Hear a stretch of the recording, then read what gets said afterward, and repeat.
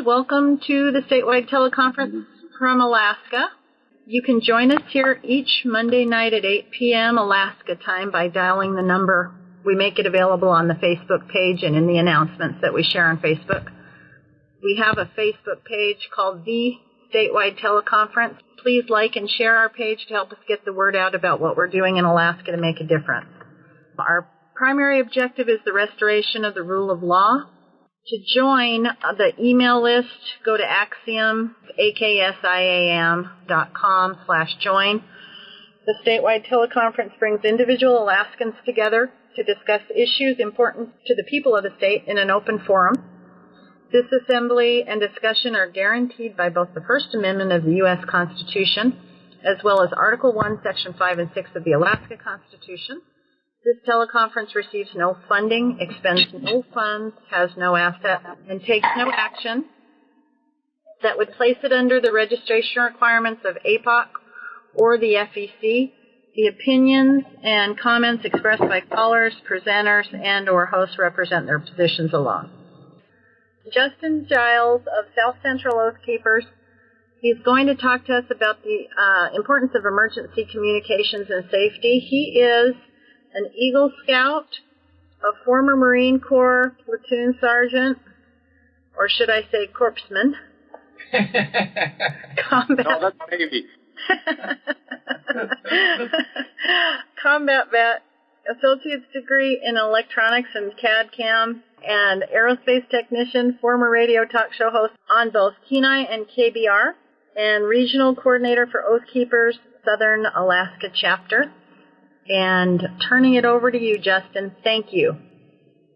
Honored to be on and glad to hear I've got some of my friends and allies up there in Fairbanks. Dave and Lonnie, hopefully you two are listening in. So Barbara and some of the other ladies asked me to talk about a little bit on ham.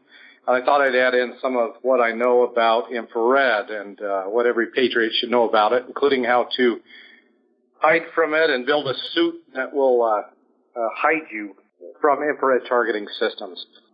First of all, I'm not an expert on private radio communications. I'm not an expert. I am recently licensed as a technician-level ham operator, but I have experts. We've got some really cool comm chicks down here in this area with Oathkeepers and some other folks, and they've been helping us out. We've got an aggressive program in place where we're trying to run a Kenai to Willow radio check and radio meeting on April 19th.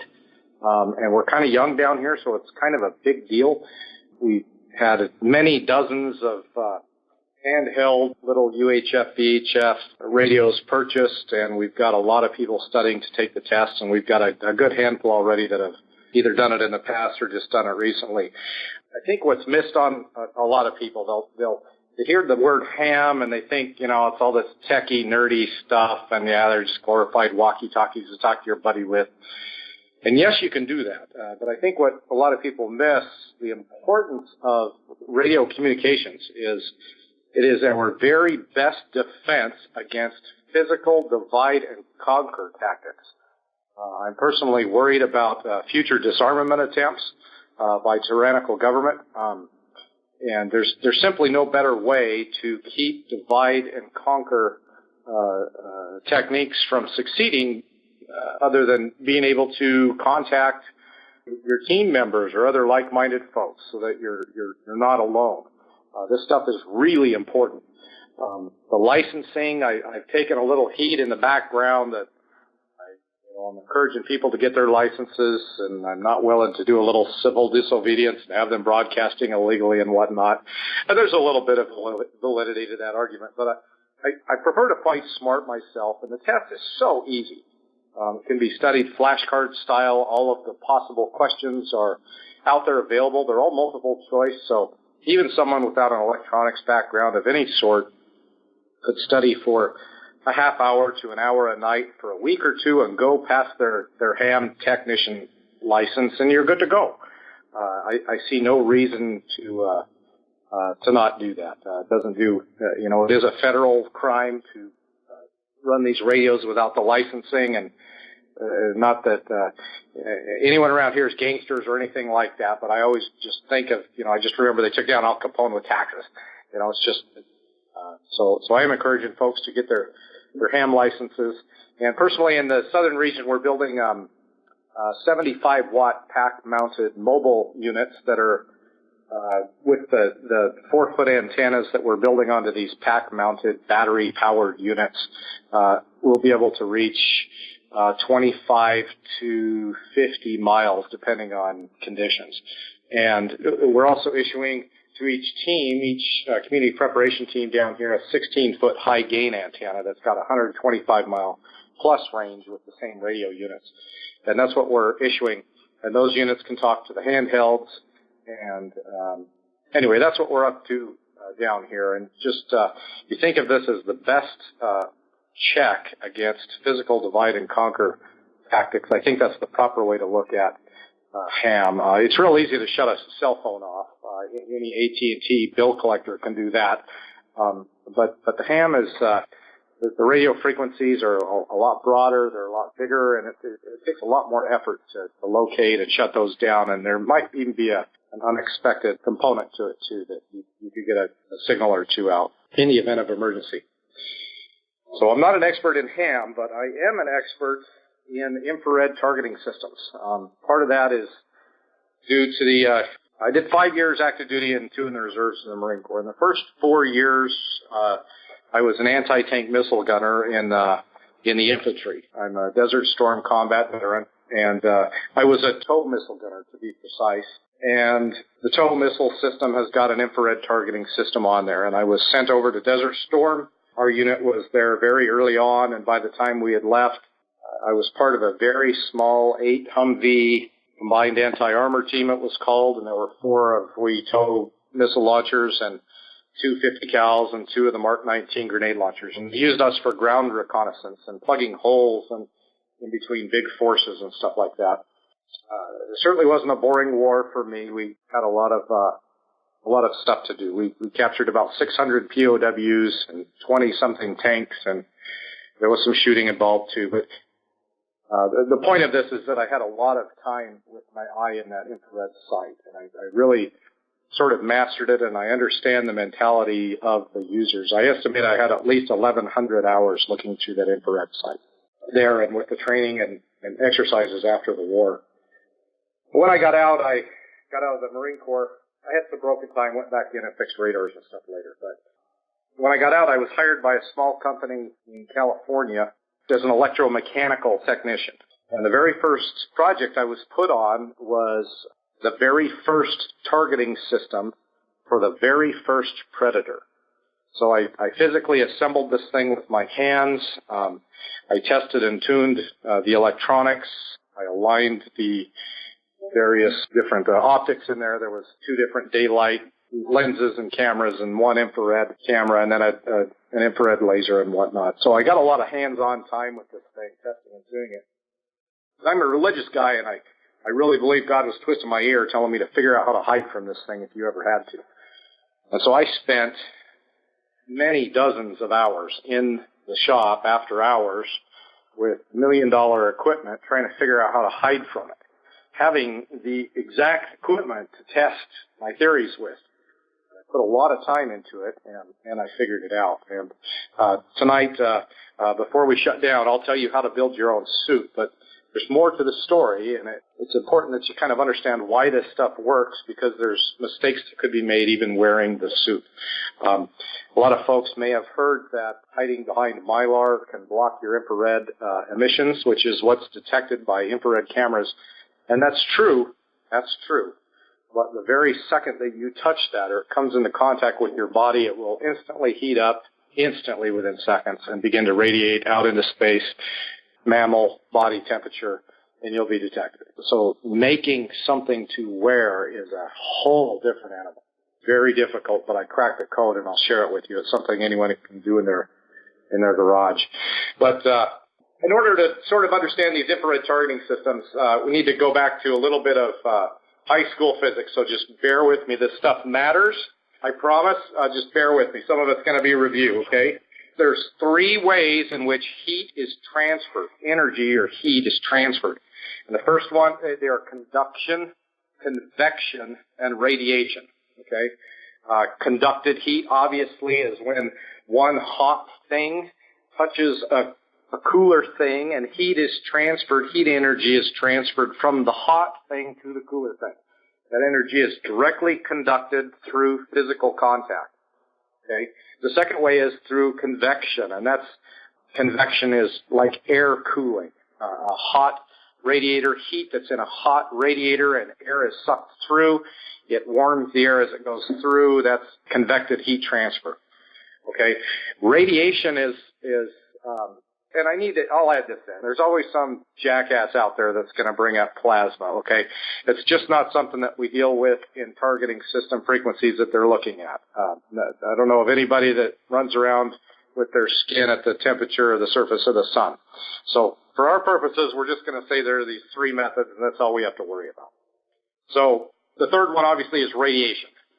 And this is what the infrared detectors that these targeting systems are made out of are designed to detect. Radiation is the heat that you feel, the warmth that you feel from the sun when you're laying out in your yard, or the warmth that you feel from sitting near a fire. You can't see it with your naked eye, but it exists, and this is what the detectors pick up and change into a visible form that you can detect on monitors. Now, a lot of cell phone cameras and digital cameras and even television remote controls and things have got infrared capability. And I just need to point out that the infrared band, the wavelength, the frequency range that is infrared is a lot wider than the narrow band within that infrared range that military targeting systems are designed to detect. So I just want you to rest assured that what I'm describing in the suit that I'm going to tell you how to build was designed specifically to work in that very narrow band military or surveillance drones or even space satellites would be using to look for a person in. And it's possible that in other areas of that infrared band, the physics change around a little in there. I just wanted to make sure that everyone knew that. Although your camera is actually got some infrared capability, it's not the same type or in the same frequency range as the stuff that the military uses. So we've gone over the three ways that energy is transferred: conduction, convection, and radiation. Only directly radiating objects are detected by infrared targeting systems. Fluids, such as air and water, generally do not radiate in the band detectable to infrared systems. So hot air exhaled from someone's lungs doesn't glow. You don't see a glowing cloud while looking through an infrared, and that's because fluids do not radiate. And thirdly, the exchanging the method of heat energy transfer from radiation to convection in a single step is really possible only by complete submersion in water. So, and the importance of that will come up later too. So there's really no material only transfers heat energy through conduction, convection, or radiation. Total transfer is always a combination of all three methods, always. Different materials conduct, convect, and radiate at different efficiencies. Although the total of the three different methods of heat energy transfer will always add up to 100%, the ratio between the three is severely out of balance in some materials. Glass, for instance, prefers conduction. Stainless steels prefer radiation and convection as their natural heat transfer methods. As a general simplified example, say we conduct 100 BTUs of heat energy into a pane of glass. The glass will obviously heat up. After some time has passed and the pane of glass is back to its original temperature, about 90 BTUs of that energy will have conducted into the frame holding the pane of glass. About 9 BTUs will have convected or been air-cooled out into the atmosphere, and about 1 BTU actually radiated out into space. So just know that it's impossible to stop all radiation, that it can be blocked at a very high level and turned into something else, and that's the key. So we'll go over a few examples of what these targeting systems can do. The infrared targeting systems can see in the dark. They do not require visible light to operate. The targeting systems used on drones these days, and actually back in the 90s when I was doing this, we're talking 20 years ago, we were able to, with the very first targeting system on the very first Predator, detect the difference between a man and a woman at an altitude of 10,000 feet above ground level, 20 miles away in the dark. We could tell the difference between someone who was armed and someone who was unarmed at 10,000 feet above ground level, 25 miles. We could detect the presence of people running around or not in the vicinity of 50 miles away at 10,000 feet above ground levels. This was back in the 90s. The sensors since then have gotten higher resolution, and in a few other ways they've gotten a little bit better. This 50-mile thing is really important. It's kind of a critical number to remember, and the reason for that is low Earth orbit satellites actually are only about 50 miles up. There are low Earth orbiting satellites only 50 miles straight up. So just know that. They can see you. This is not difficult for them at all. And they've got plenty of satellites up there. And the drones, which are much cheaper than satellites, they're getting many of those. But even a single drone, the capabilities of a single drone, the full capabilities are kind of kept real quiet. A Predator drone, for instance, can fly a mission, sort of a maximum mission, could be maybe 200-mile flight one way from base, and then could orbit for 40 hours straight, nonstop, and then fly the 200 miles home. So this is the kind of capability in any sort of an environment where we were worried about them. The question shouldn't be, are they there, but how many and how often are they going directly overhead? And when we're talking about the capability to easily detect humans, especially if they're out running around in the woods, a lot of guys that think this Patriot stuff's about running around in the woods. There's no better way to tell a drone, here I am. We need to be thinking urban. But that's another issue altogether. Imagine a Predator drone over Anchorage could easily see a group of folks running around in Wasilla or out in the woods out in this area. That's the kinds of ranges that we're talking about. The drones have their limitations. Let's go over how these systems work. And the best way to kind of describe this so that we can kind of segue into some other aspects of messing with these sensors is a little analogy. Imagine like little garden gnomes, let's say, and they're each looking through straws, and maybe there's 512 of them in one direction and on 512 in the X and Y axis. So it's a square and it's 512 in each direction, and they're each looking out through a little straw. They can just see a little teeny area through their little straw, and in their straw there's a little thermometer, and it says exactly how hot the thing they're looking at is. And they're all talking to each other, and then they got a hand on a dimmer switch. The dimmer switch puts out on a wire a voltage from 0 to 10 volts. That's all it'll do, 0 to 10 volts. And all the drones, the little gnomes, are talking to each other constantly. 30, 40 times per second they're talking to each other. And the guy with the highest one is bragging, oh, I got 105 degrees here, and the guy with the coldest one is saying, I got 55 degrees here, and every time they talk, the highest and lowest are determined, and the lowest becomes a 0-volt output, and the highest becomes a 10-volt output. And those outputs go through a computer and the location of everything else in between. If the hottest is 10 and the lowest or the coldest is 0, then everything else in between becomes shades of gray. You would have there are different colors available, and it's a common option on infrared systems to be able to screw around with these. But let's just call them black and white right now. So the hottest thing on the screen is white, and the coldest thing would be black on the screen. And everything else in between is a gray area, a scale of gray. So it's a lot like how these sensors operate. So that range, that temperature range, just remember that. The temperature range goes between the hottest thing in the field of view, the coldest thing in the field of view, and everything else is grayscale in between. So we've gone over some of the capabilities. There are some limitations with infrared targeting systems. There's a lot of myths out there. There's a lot of Hollywood garbage. A lot of people think that they are able to see through walls, and that's just simply not true at all. They do have an amazing ability to see through plastics. I found out sort of by accident one night. I had filled a garbage can about half full of water, just a plastic garbage can, and I had the targeting system called a gimbal to stabilize the entire targeting system, and I had my test bench there and the monitors all hooked up.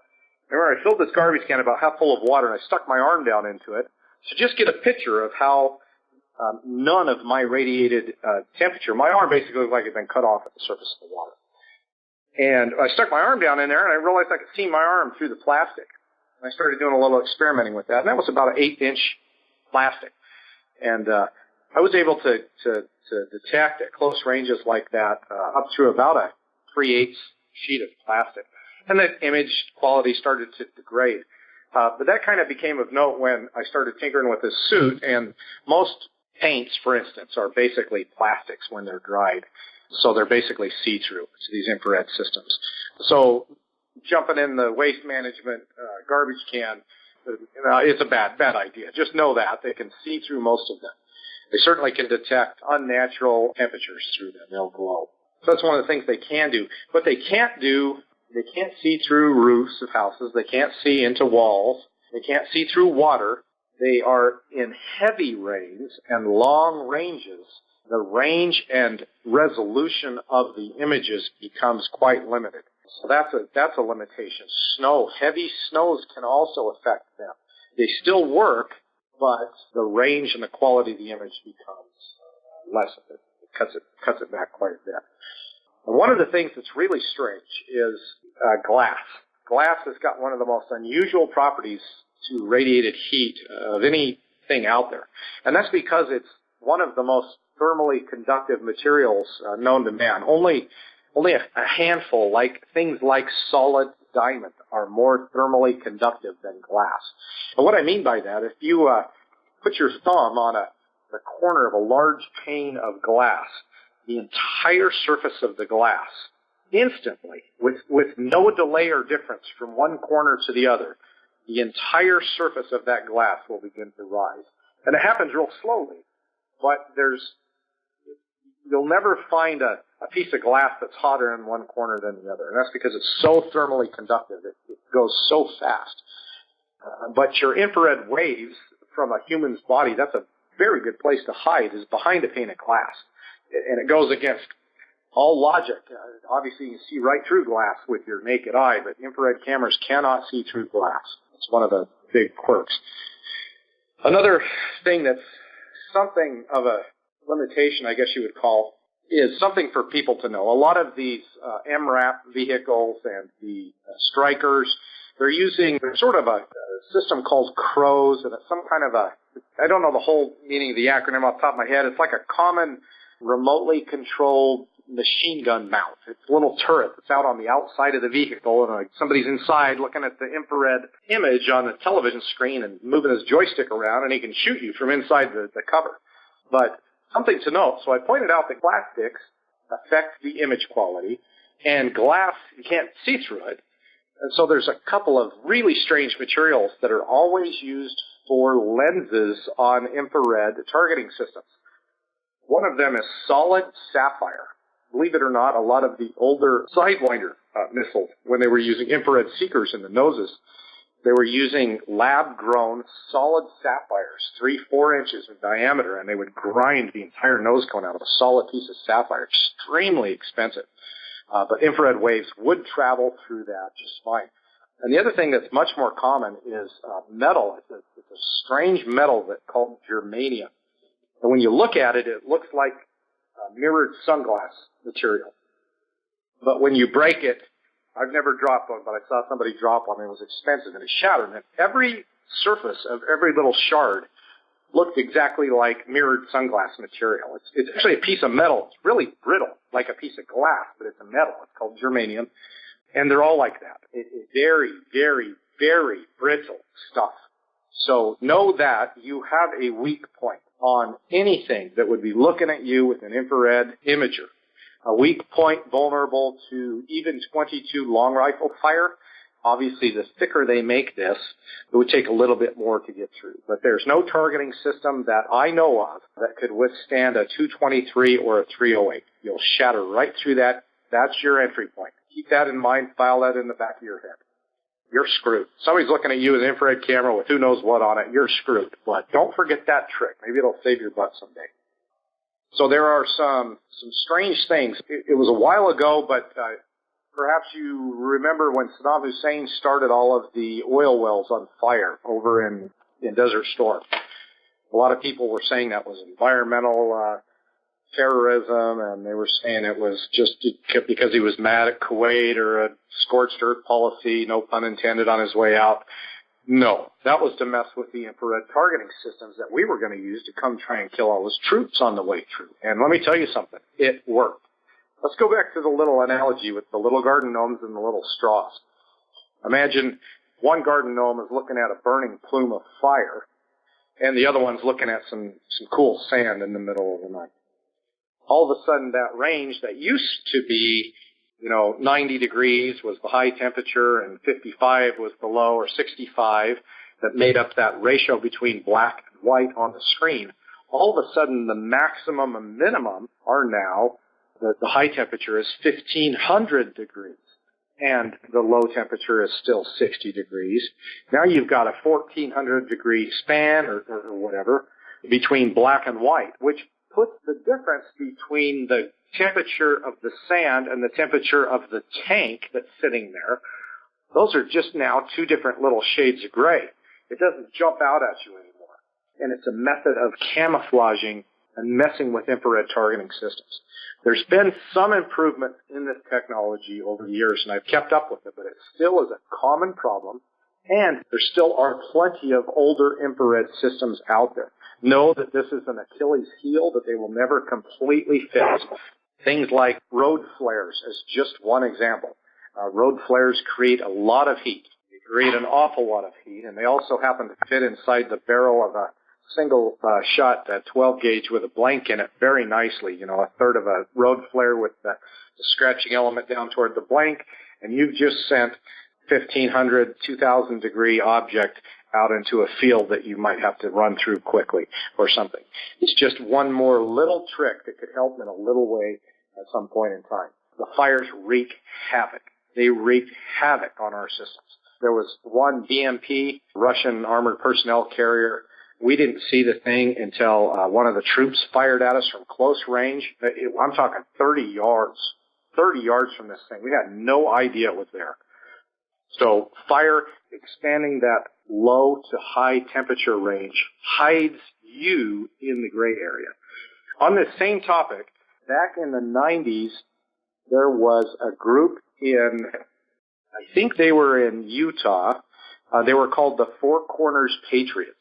And I don't know them. I don't condone what they were accused of doing. I understand they were going to attack an IRS building or something. And there was some drama about they had stolen a truck, and everybody in the world was looking for them, and they ran off into the Badlands. They're in the Four Corners area, the border between Utah, Arizona, Colorado, and New Mexico, right there. And that's old bedrock, lots of exposed bedrock boulders in the desert type area. And I remember I was working at this aerospace place, and I had started my experimentation with this targeting system. And I remembered seeing the news reports that they were hunting them with National Guard helicopters and infrared targeting systems and everything else. And these guys just walked into the woods and disappeared. And I knew right off the bat why. Those rocks in the background were being warmed during the day to about human body temperature. So they weren't standing out against the background. So we get into a little bit of knowing how these things are used. The targeting systems, they work so good that I remember being able to see little kangaroo mice running around out in the desert in Saudi Arabia at 2 miles. It's just one little pixel, and it would move just a little bit. But I knew right off the bat it was a little kangaroo rat. And they just work so good because usually a human body temperature or a mammal's body temperature is the hottest thing in any given scene in North America, especially here in Alaska. So what you wind up with is a bunch of dark forest, and you can barely see tree trunks and things like that. If you were flying overhead, for instance, you look down, And wow, right in the middle, as bright as a flashlight shined right at you, there's a moose. I mean, they stand out. So the way that operators use these things, they'll zoom way out and they'll scan back and forth until they get a hot thing that's about the size of a human. The two aspects, about human temperature and about human size, and then they'll zoom in on that one spot. That's what they'll do. And that's how these things get used. Hey, sorry to interrupt, but what about the simulative aperture? Like, I know a lot of the drones that we were using, especially during Phantom Fury, had the very low visibility function. Like, I guess they called it the SAR or SAR.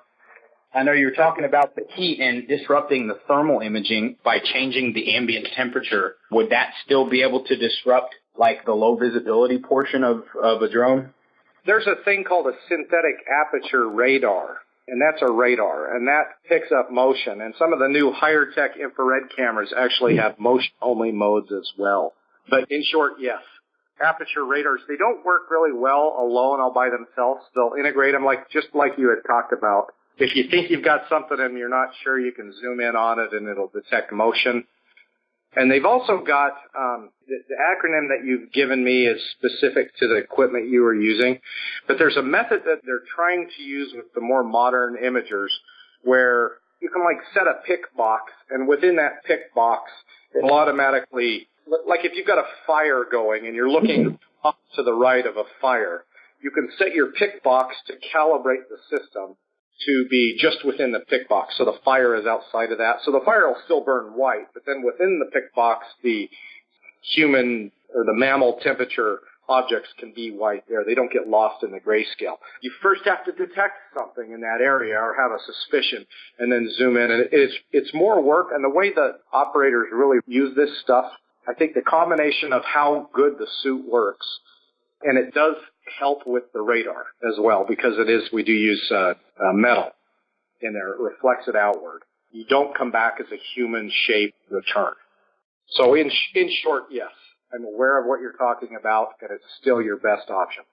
So let's see, cat and mouse. The one thing I need to warn about is some unusual things happen in the infrared band. One of the things is that I mentioned that plastics and things like paint become invisible. Well, things like metals become painted metal. Becomes like a mirror. So a good place to hide, if you were looking for a place to hide during broad daylight, is in a parking lot with a bunch of cars. But that's a horrible choice, one of your very worst choices if you're being hunted by infrared equipment. What happens is that you wind up, imagine you're in a house of mirrors, or you rolled yourself up in glow-in-the-dark something. You run into a house of mirrors, or you're hiding behind a bunch of mirrored cars, and reflections of yourself are in 17 places going right to the person that's looking for you. That's what happens with an infrared camera when you go into a parking lot. Things like metal siding on houses will do the exact same thing. Refrigerator doors, beer kegs, don't ask. Garage doors, things like that you really have to watch out for. They will reflect, because you could be in defilade. Right? You could be a defilade from the helicopter or whatever that's looking for you, and you hide down behind something and your direct radiation is blocked, but the house that's behind you that's got aluminum siding is reflecting you from behind just as much as if the house was made out of a mirror and you were holding a flashlight backward behind your back. I mean, that's how badly you stand out. It's something you need to keep in mind. It's something that comes out with this cat and mouse stuff against infrared. There's some other Hollywood things that we all have seen the Arnie movies where he rolls himself in mud, and that works for 1 second. It does work for 1 second until the mud warms up even a little bit and starts to transmit out at human temperature, human size. And that's your very best bet to find a person. You stand back and forth, zoomed way out, you see something possible, and you stop and you zoom in on it. So the trick is to not be human temperature and not be human size. Both of those things we have to take care of with our suit, and it works.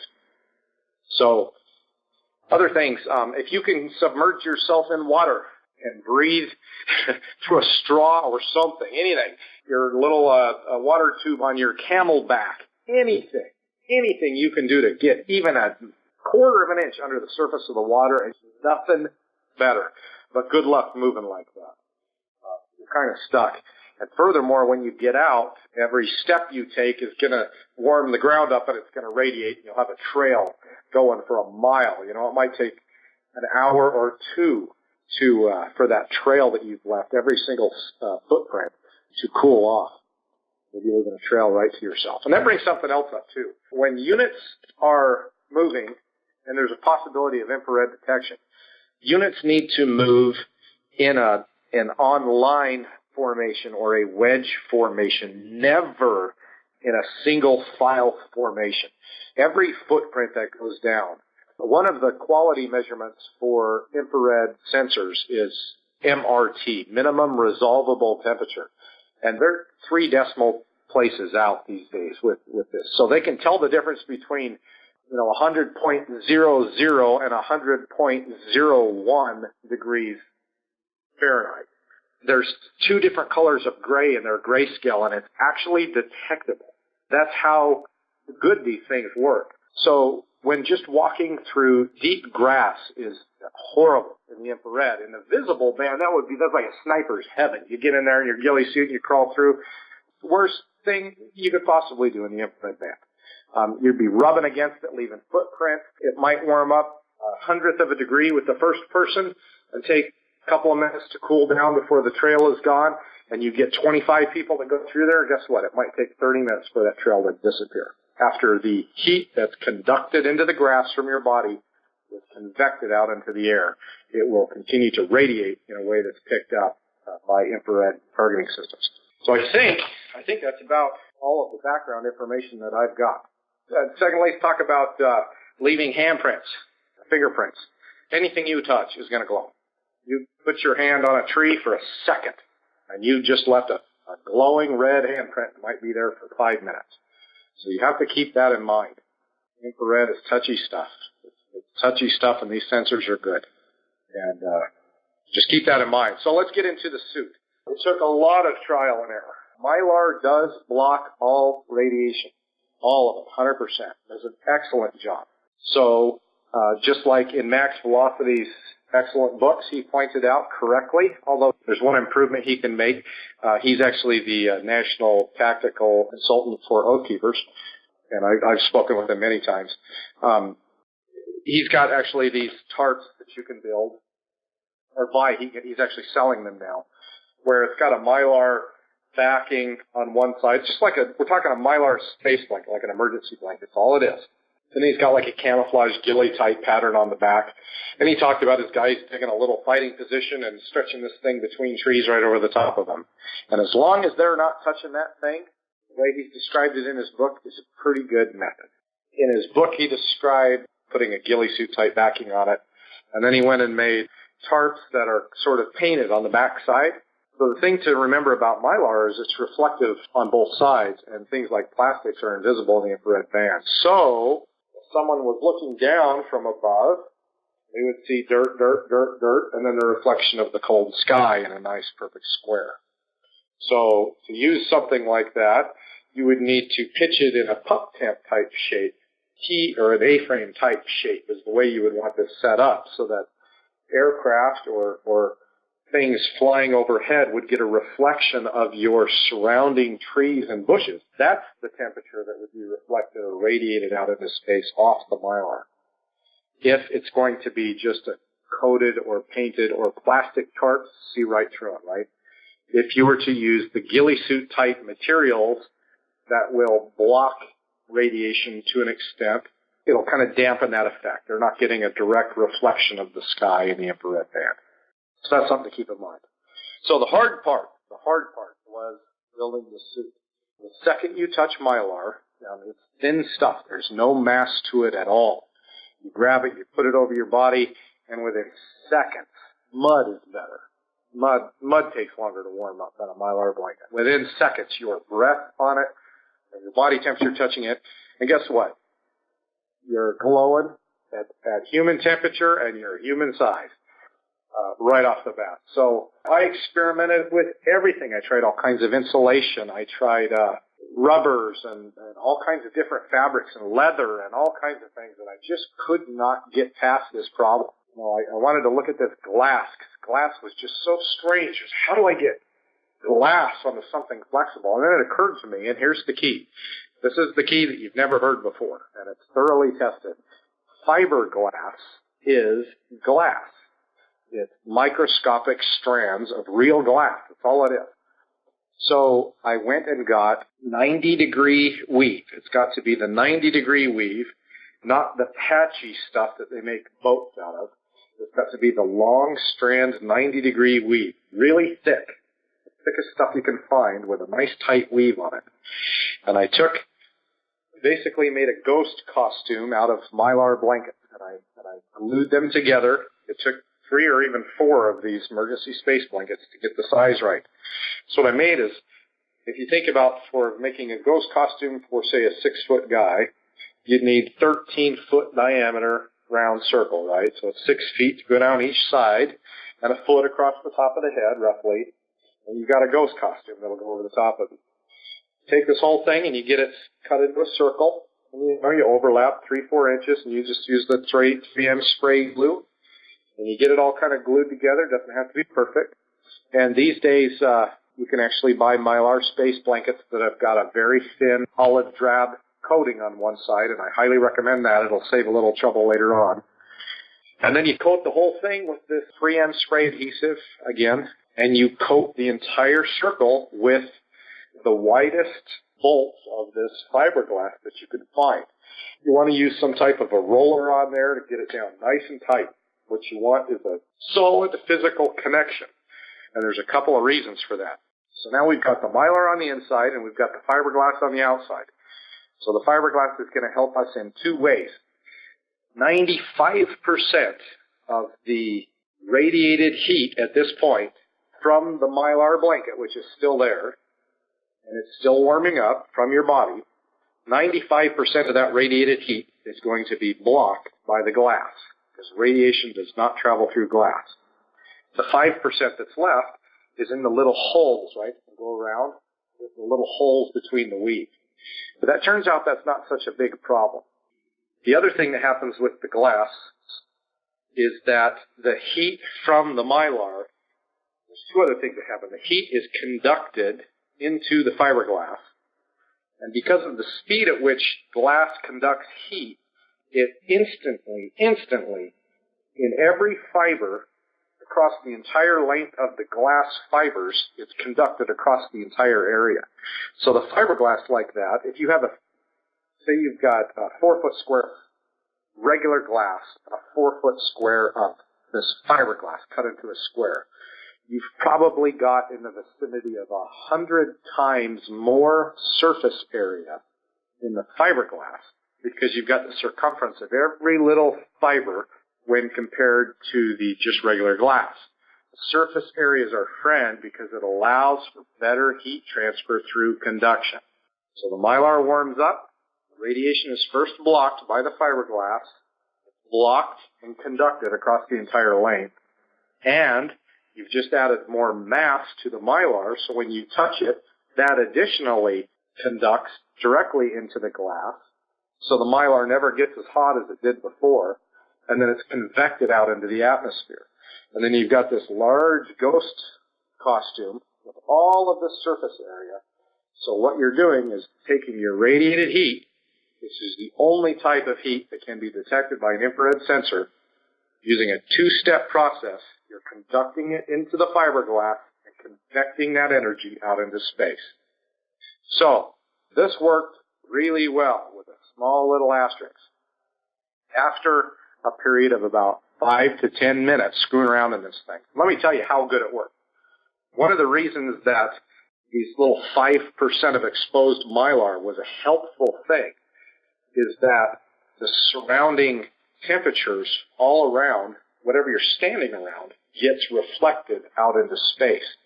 So it's a much more active camouflage than just wearing a camouflage pattern and standing in a tree. You're not reflecting the tree. You just look a lot like the tree. And the infrared band is something altogether different. You know, I could throw this thing over myself in the middle of a parking lot with an AR-15, and I was gone. Gone. There was no human shape left. I was a ghost shape for starters. I'm just a little cone now when I'm kneeling down. And I was just gone. Part of me looked a little bit like the building across the street. Part of me looked like the parking lot. Part of me looked like the car. It was the perfect active camouflage. So, but after about 5 or 10 minutes or so, depending on my level of physical exertion, the suit would start to glow just a little bit up around the top. So the heat being generated would start to, at this point, slightly overcome the convection ability of the suit. So I solved that problem with, we've all seen the safety face shields that people wear when they're like weed eating and that sort of thing. They've got and I used the one that had like a really good hard hat strap on it. You could really crank down tight, so it won't come off. And I put that on my head and I put this thing over and I made some marks. And I basically wound up gluing the ghost suit to this face shield that had sort of a head, had a little bit of a plastic up over the top of my head. And it was like about an inch. And this thing would flip up. You could flip it up to get it out of your face for a minute and put it back down. But it had this air cooling channel that would go through there. Every few minutes, I just kind of flap my wings. It's kind of what I called it. Just real slowly. It would just suck cool air in and the hot air out, and that's all it took. Never had heating problems around the head again. So, in order to see through this thing, I cut a couple little teeny holes for my eyes to look through. I left the fiberglass, and I just cut the mylar. And I left the fiberglass, and then I thinned the fiberglass out.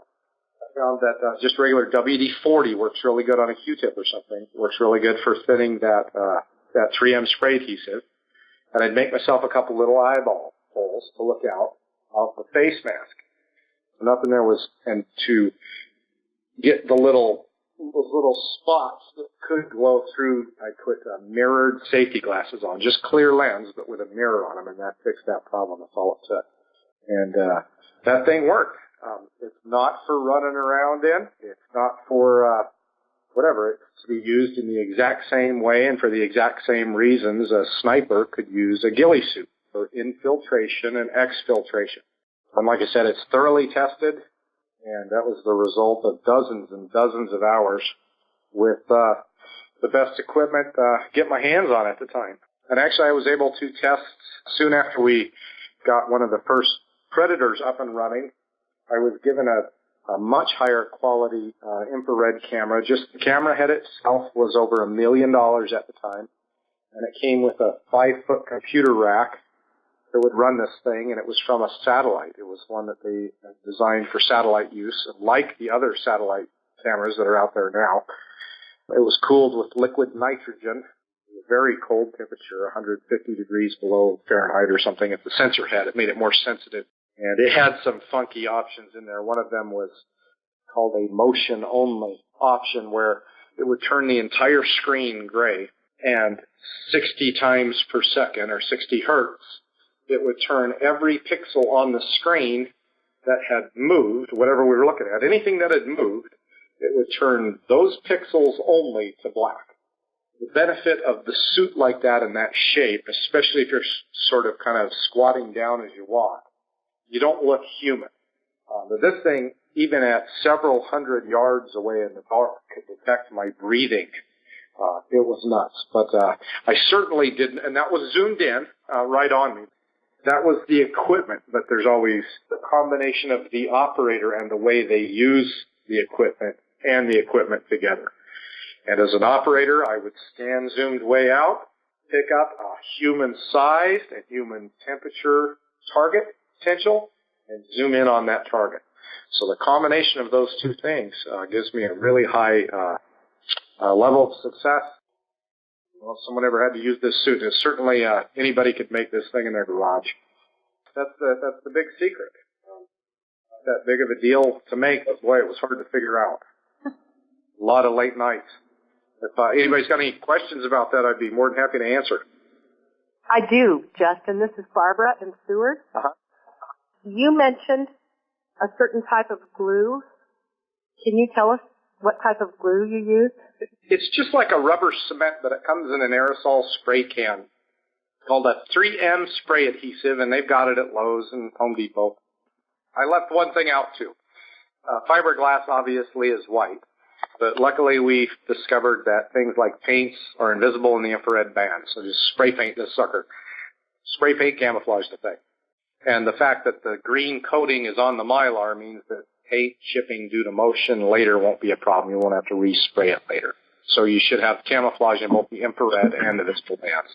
Okay, and another thing, I missed one of the adjectives that you used. You said a Mylar with a something coating. They're selling space blankets these days. You can get them on Amazon that are olive drab.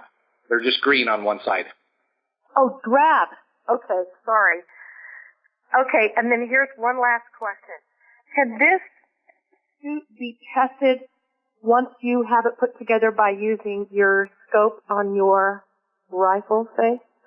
Nope, that's a different animal altogether. That scope uses, that's night vision, which is actually light amplification, and that operates in the regular visible light band. So the answer is no. Okay. I had thought about at some point renting a nice new infrared camera. They'll go for like $500 a day to rent one. Actually, you know, if you wanted to test these things out, or if you wanted to just see if it worked, I was actually just looking up something while I was listening to it.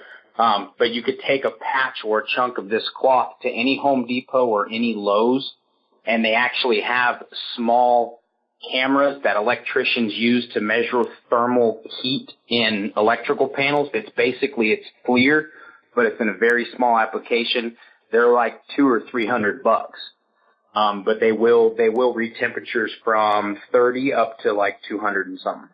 Yeah, we could do that. And the phrase to use would be to prove it. I proved that this works with the $1 million targeting systems. I know it works. I had a lot of video footage that was an unfortunate victim of a divorce.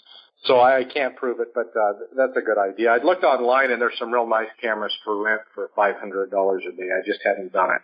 That Home Depot option is a good plan. The Mylar, obviously, you can buy that at anywhere, like any Sportsman's Warehouse or anywhere where they sell camping stuff. What about the fiberglass fabric? Well, you can buy fiberglass, and the Mylar blankets I use that are green on one side, they sell on Amazon.com. And I think I saw that they had fiberglass there, too. So a little asterisk with the fiberglass. So you got a 13-foot diameter. You want the widest roll you can get, and I've seen it in 60-inch bolts, that, you know, the width. Because what you want is continuous fibers from side to side. It'll work without that, but anywhere there's a glue joint is going to be obviously less conductive than a solid, you know, single fiber going the whole length. So you want to buy 5-foot width, or at the very minimum 4-foot width fiberglass rolls. And it's not cheap. Last time I priced this, you might be in $300 making one of these. It's easy to make, but the fiberglass itself is kind of expensive these days. And where did you say to get the fiberglass? I think you can get that on Amazon.com too. If not, places like McMasterCar.com or Granger's has got fiberglass. I mean, this is just the kind of stuff that they use. You know, hobby shops use fiberglass, although they won't have it in as big a place. Boat repair places have fiberglass around, and you want the 90-degree weave, not the matte stuff that's like you just buy it in a big bag and you put a handful on at a time, and it just lays randomly. And they just kind of squish it in a mold. That's not the stuff you want, because it's a bunch of short fibers. You want the long, really heavy stuff. And I think it's sold, the thickness of the fiberglass and the strength, it's sold by like how many ounces a square yard of it is or something. And I think it's like 10 or 12 ounce, like good heavy stuff. I think that's how it's listed. Oh, so it's listed by the ounce, not the millimeter in thickness or anything? That's right. You'll find it's like 10 ounce or 12 ounce fiberglass weave. I've got an article, it's just about finished, and it's going up on the Oathkeepers National website. And Max Philosophy, I'm sure, will be testing this out. Actually, I've already given him the figures to the book, or to the suit, and he's writing it into Patriot Dome 2. The deal was that he would give credit to Oathkeepers for the information. And when you mentioned this face shield on this helmet, you're actually gluing the Mylar and fiberglass to the face shield itself, and then poking some holes in the whole thing to look through? Oh no, you don't poke the holes in the face shield, just in the Mylar. So it's actually glued. It's actually glued to the front of the face shield. Yeah, that's right. Okay, so got it. If you make an eye shape with your finger and your forefinger and your thumb, about the size of your eye, and that's about what you want to do. And you want to leave the fiberglass there. And I remember I was getting in there with nail clippers and thinning it out until I could see okay through it, but still had fiberglass over the top. And it worked just fine. There was a real small detectable, and it was kind of more the pattern that looked like eyes that I was trying to cover up with the mirrored clear lens safety glasses that I wore underneath, and that fixed it. What a fascinating presentation. We went from ham radio to one of these Mylar suits, and what a fascinating deal. As a mariner, I've got a lot of experience with ham radio, and I've got a lot of experience with fiberglass. It's interesting how those two things came together. And my next question is, did you do much itching with playing with all that fiberglass? Because all the fiberglass work I used to do on my boat, it gets under your skin, and boy, does it itch bad. Well, that's because you're using that matted stuff, I think. Well, I've used all of it, the cloth and the mat and the roving. I've been through the whole gambit. But as soon as you start cutting and playing with it, you get any little bit on your skin, then it can start to itch. But it sounds like you didn't get it too bad. No, I did. I wound up with it stuck all over my hands, the first one I made with the glue and everything else. I found that if I put thick, really wide masking tape where I'm going to make the cut around the edge on the fiberglass, I put the masking tape on first and then cut it. I didn't wind up with all the little pliers, and I just leave the tape on it. Yep, that's a good idea. Well, the only way I found to get rid of the itch is to sit in a hot tub with a big cigar with only your mouth and cigar sticking out. But that's a little off topic. Thanks a lot. Anyway, this thing will work, and remember the mind trick that's involved here too. Often when, especially start reading any of these ancient Chinese philosophy books and all this other garbage that I read it all, your opponent's weaknesses are often related to their strengths. And the fact that their stuff works so good doesn't make it less likely that you get away with something like this. It makes it more likely. They rely on it, they become lazy, complacent, and you get away with things because of how good their equipment works. Something silly and stupid like this, as simple as it sounds, it really works. And it'll catch them off guard, and like I said, we're going national with this, and hopefully it'll save some lives. I really believe God was twisting my ear, telling me to figure this out while I had access to that equipment. What if you took one of our tents that's already constructed and just completely attached all of your fiberglass and Mylar to your tent? Could you make a tent out of it? Yeah. Yes, I think that would work just fine. But would your poles be visible? And you know what I'm saying? I know you had mentioned, if you were to stretch it out flat, then they would just be, but you wanted it to be down in the shape of a puff tent. But is it feasible that you could just take an old tent and use it as the base and then attach it all? Yes, the drawback would be your visibility, but yes, certainly you could. It would be best to not have it right down to the ground on both sides. If you remember that you're not contacting this thing, you don't even need to mess with the fiberglass if you're not physically touching it, because the cooling air will touch both sides of the Mylar, and Mylar doesn't warm from radiation. It only warms from conduction and convection. So if you've got, it reflects almost 100% of the radiation, so it reflects that back down to the ground. So if you don't touch it, if you've got a good 6 inches of air or more between you and the Mylar, your heat is not going to be conducted into the Mylar, so you don't even need to worry about fiberglass. But I've given that some thought, and using the same concepts, I think that things even like a cabin with a small stove in it could be hidden in the infrared band using the air cooling method. And I've been putting some thought into how to do that, and I think that's worth experimenting on. I have a couple of ideas. It wouldn't require fiberglass. Next time you guys are bored on the internet, look up the Boston bomber. Remember where they found that guy? In a boat. That's right. That guy's had some training.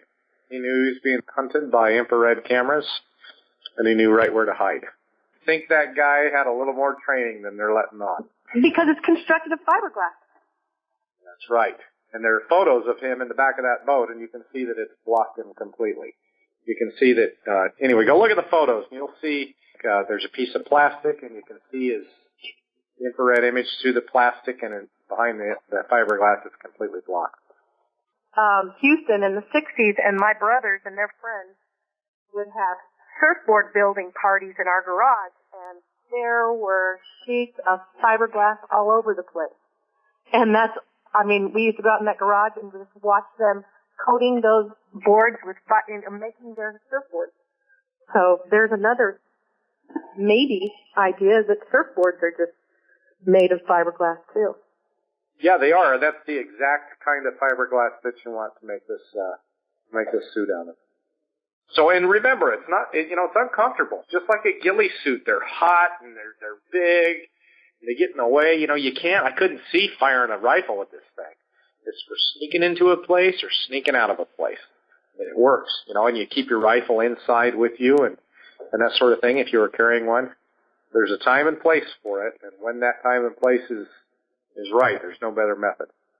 So I wrote this book. I'm actually kind of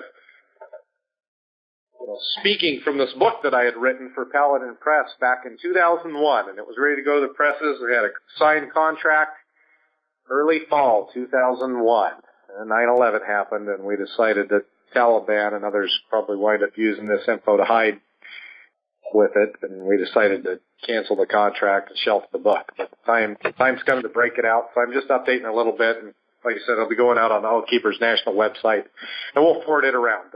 My want is that everybody that cares knows this info. This is a big check against all their drones. Hey, this is Bill in Fairbanks. I had a couple of questions. The face shield, is it the screen made out of the screen like for chainsaws or made out of plastic? I just made one that was made out of plastic. I imagine the metal screen type would work just fine too. Sort of the key was the gap above the top of your head. The one that I had located it was kind of like a half hat up there, so the air was able to flow through over the top of my head and get a little cooling through there. That's all it took. One of the ones that's made out of a plastic helmet would probably work too then. Yes. You got a lot of weight hanging on it, so I needed I like the one. There's probably some other ways to do that. Just the concept is to get some air flowing through there. The one I'd used had like a hard hat type headband on it with the little ratchet, and then it would flip up 90 degrees and stay there, and so because it had the pivot, it had like about an inch of air between my hair or my head and the... Are you able to pivot it up while the suit's on? No, I think the weight of the thing didn't allow that.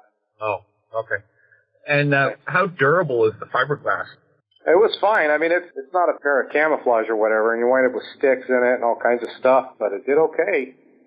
It did okay. I think probably running duct tape or something along the bottom, like at the seam, could help with it.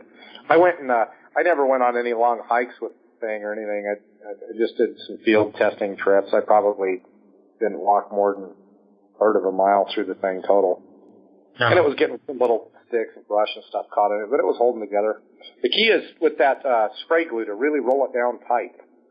And, thinking about it, it could probably be improved just with maybe even sewing on some webbing around the bottom or maybe duct tape, in half, kind of on both sides, the mylar, whatever.